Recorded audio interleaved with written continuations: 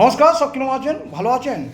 এই যে প্রত্যেক মানুষ আমরা সব কিছু রাস্তায় পথে সব কিছু আমরা যাই, ঠিক কথা, কিন্তু প্রত্যেক মানুষের চলতে গেলে অনেক কিছু অভিযোগ থাকে, অনেক কিছু সব কিছু থাকে, ঠিক কথা।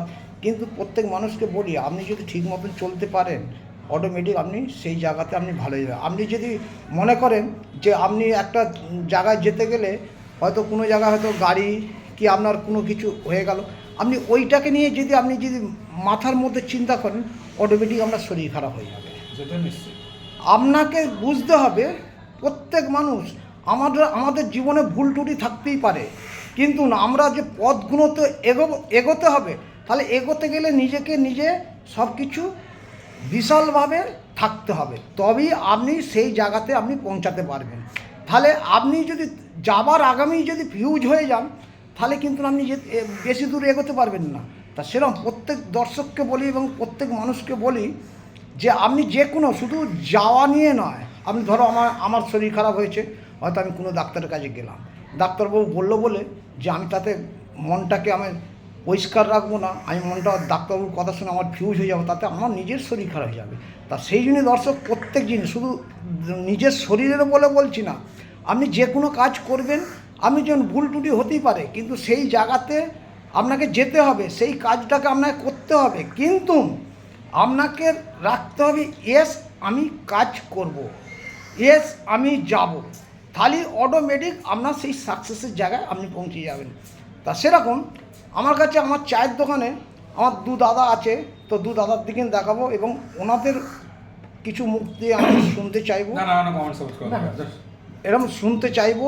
তা সেই জন্যই দাদা বলছে, গোপালদা কথাগুলো ঠিকই বলে। আমি হ্যাঁ, প্রত্যেক মানুষ যদি মনগুলোকে যদি ফ্রি থাকে না, অটোমেটিক আপনার সাকসেসের জায়গায় কেউ ঢুকতে পারবে না, সাকসেস অটোমেটিক হয়ে যায়। তা সেরকম দাদা কাছে কি শুনতে চাই না, উনি যেটা বলতে চাইছেন যে তার মধ্যে যে কাজের মাধ্যমে মানুষের সাকসেস, কিন্তু তার সত্ত্বেও একটা ব্যাপার উনি বলতে চাই, আমরা যেটা বলতে চাইছি যে মন যত ফ্রি থাকবে তত মনের মধ্যে আর কোনো রোগ কিংবা অন্য কিছু বাসা বাঁধতে পারবে না। That is fact. এইটুকু নয় বলবো, আর কিছুই বলবো না। ঠিক আছে, আচ্ছা, দাদার মুখে শুনলেন, তো আর এক দাদা আছে, ওনার মুখ থেকে আমি কি শুনতে চাই, দাদা কি বক্তব্য রাখে। সবসময় মনটাকে ফ্রি রাখুন, যতই টেনশন আসুক, যতই স্নায়ু চাপ মাথার মধ্যে ভিড় করে থাকুক না কেন, সেগুলোকে ডিলিট করে দিন, সেগুলোকে সব মাথা থেকে হাঁটিয়ে দিন। যা হবার হবে, যে কোনো কাজেতে এগিয়ে যান, ভয় পাবেন না, পিছু হাঁটবেন না, সবসময় এগিয়ে যান। জীবনে সাকসেস পেতে গেলে ঝুঁকি নিতে হবে, জীবনে ঝুঁকি নিলেই তবে সাকসেস হবে। আমি বলি যে টেনশন জীবনে সবসময় আসবে, কিন্তু এই টেনশনটাকে সবসময় কামাবার করে উঠতে হবে। কারণ কোনো মানুষ পৃথিবীতে এমন কোনো মানুষ নেই যে যার টেনশন নেই, যে বিকারে ভোগে না।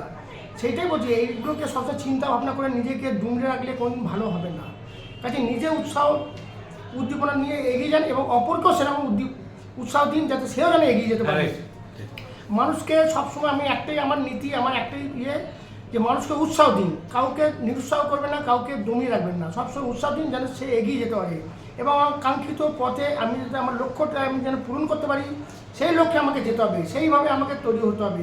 জীবনে অনেক ঝড়ঝাপটা আসবে, অনেক কিছু আমাকে কষ্ট দেবে, কিন্তু সেইগুলোকে কামোবার করে আমাকে সেইগুলোকে পেরিয়ে যেতে হবে জীবনে সাকসেস পেতে গেলে। এবং মানুষের সবসময় সাকসেস হয় তারও কোনো গ্যারেন্টি নেই, তারও কোনো ইয়ে নেই। তবু হ্যাঁ, আমার লক্ষ্যটাকে আমাকে পূরণ করতে হবে, আমি সেই লক্ষ্যে পৌঁছাবার জন্য চেষ্টা করবো। সেটা উপরওয়ালার কৃপা, আমার নিজের শরীরের এবং স্বাস্থ্য।